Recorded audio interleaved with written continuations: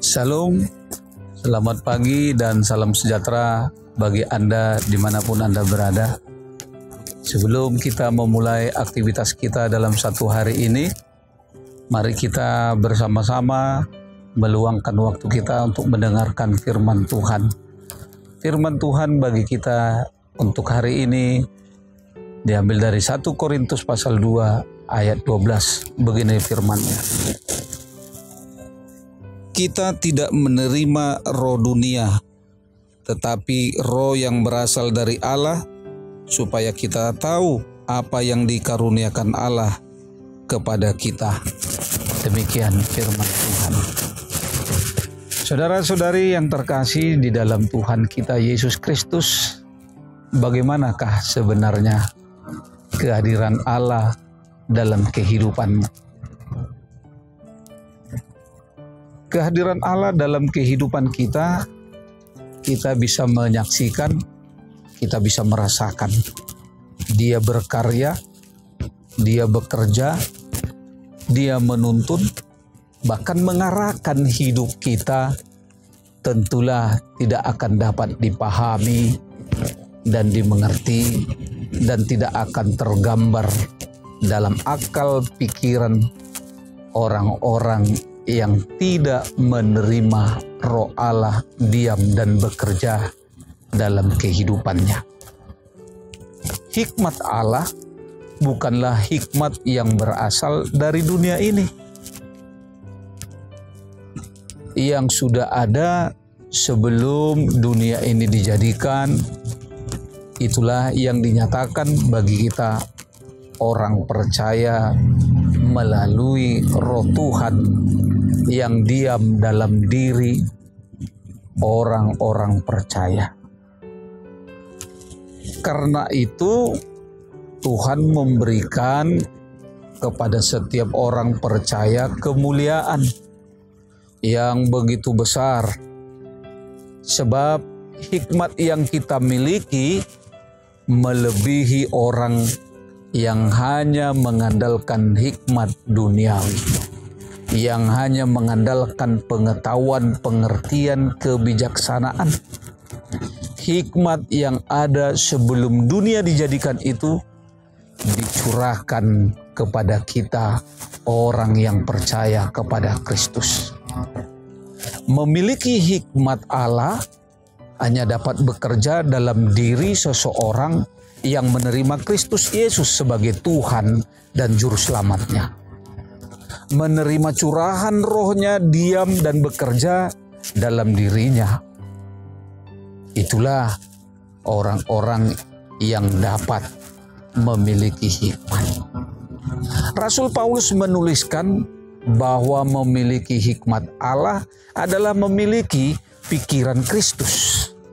Artinya bahwa Kristus adalah penyataan hikmat Allah dalam dunia ini, yang tentunya hikmat manusia tidak dapat memahami ini dan menganggap hal ini adalah suatu kebodohan.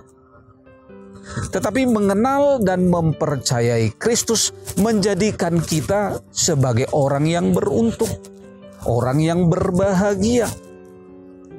Karena pengetahuan dan iman kita kepada Kristus telah menjadikan kita berada di atas hikmat manusia.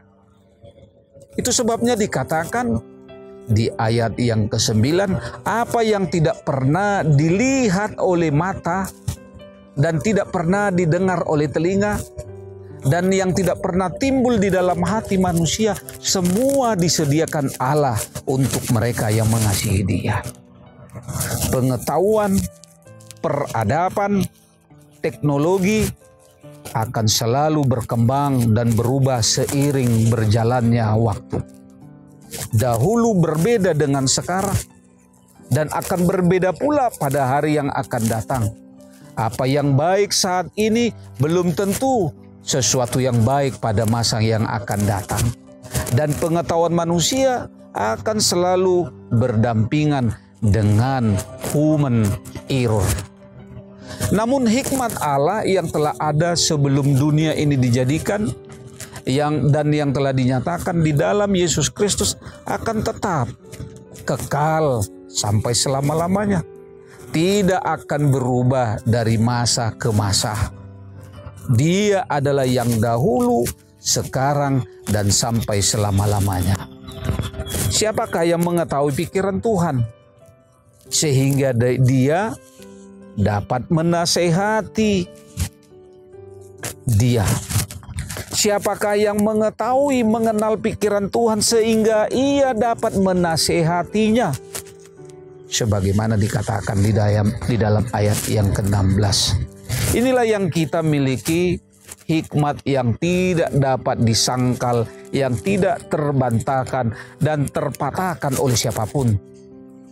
Tuhan kita menciptakan hidup kita dengan memberikan logika pikiran yang dapat dipakai menjalani kehidupan ini.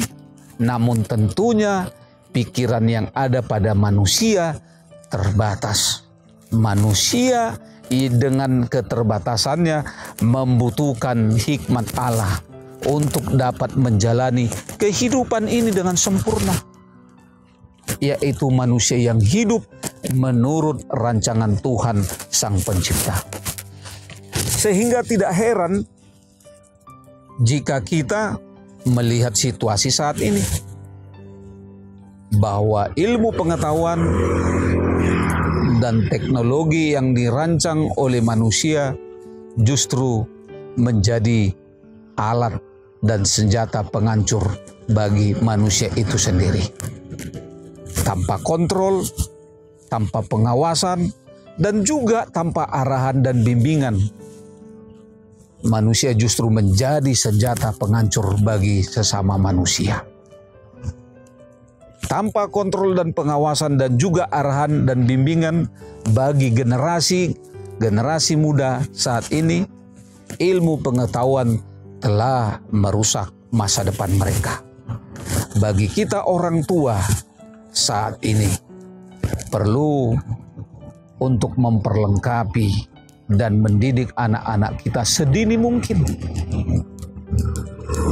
bahwa ada ilmu dan teknologi yang tidak lekang oleh zaman, yaitu Alkitab, firman Allah. Adalah baik bagi kita mengajar ilmu setinggi-tingginya, tetapi ada ilmu yang lebih utama yang menjadi landasan pengetahuan bagi anak-anak, bagi masa depan mereka, yaitu firman Tuhan. Di dalam memperjuangkan hidup dalam dunia ini dan meraih kebahagiaan dan kesuksesan, tidak bisa hanya mengandalkan hikmat manusia. Kita membutuhkan hikmat Allah. Jika tidak, kita hanya akan menjumpai dan menerima kualitas hidup yang kadaluarsa, penyesalan ataupun ketinggalan zaman. Karena demikianlah adanya kemampuan hikmat manusia. Namun hidup bersama hikmat Allah akan menentukan suatu kualitas hidup yang sangat berbeda dari kualitas hidup dunia ini. Hiduplah bersama hikmat Allah. Hidup bersama hikmat Allah akan kita jalani hidup yang biasa menjadi luar biasa, yang senantiasa melihat Allah hadir dalam setiap kehidupan yang kita lalui. Selamat beraktivitas. Tuhan Yesus menyertai-mu. Shalom.